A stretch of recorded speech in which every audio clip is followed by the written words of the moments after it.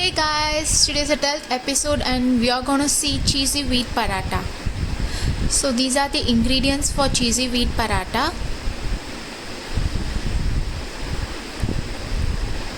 இப்போ நான் green chilies 2 எடுத்துக்கிட்டேன், sweet corn, capsicum, coriander leaves, cheese, mint leaves and capsicum இந்த மாதிரி சாப் பண்ணி வச்சுக்கோங்க.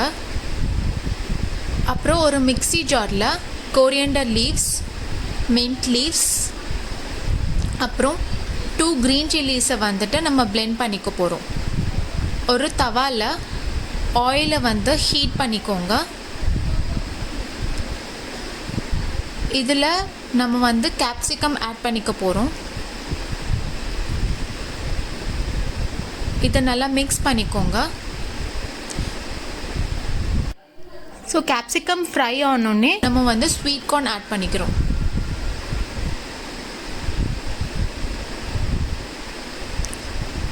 இது ரெண்டும் இப்போ கொஞ்சம் வந்து குக் ஆகணும்.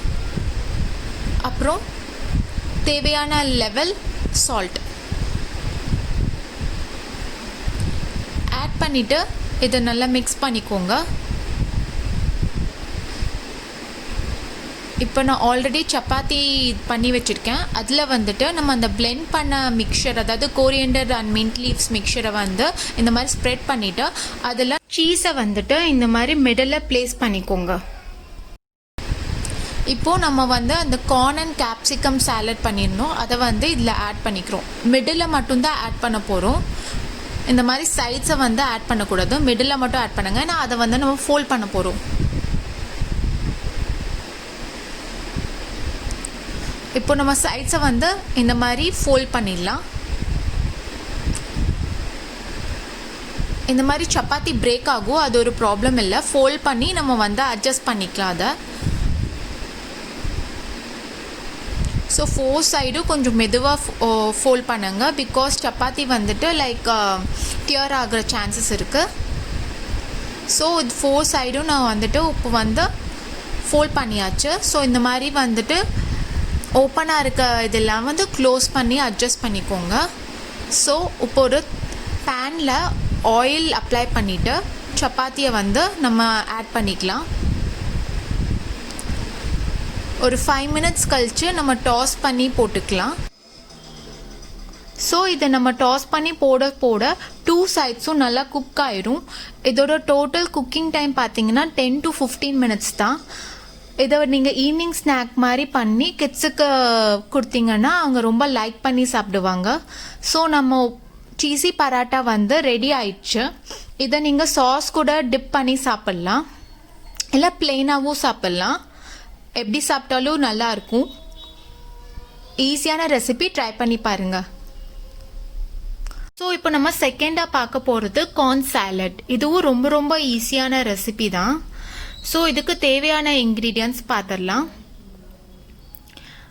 இப்போ நான் வந்து ஸ்வீட் கார்ன் எடுத்திருக்கேன், mayonnaise, lemon, cucumber and onions,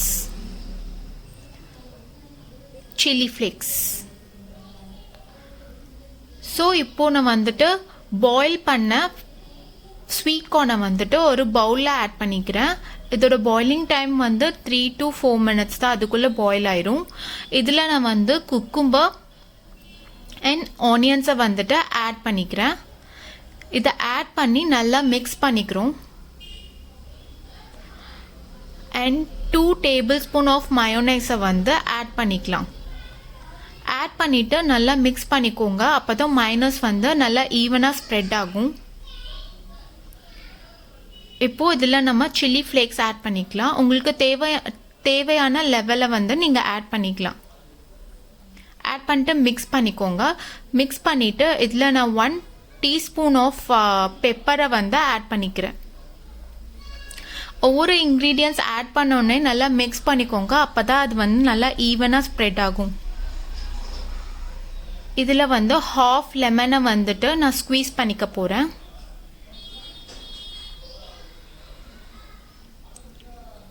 mix பண்ணிக்கோங்க. அண்ட் சால்ட்டை வந்து ஆட் பண்ணிக்கோங்க.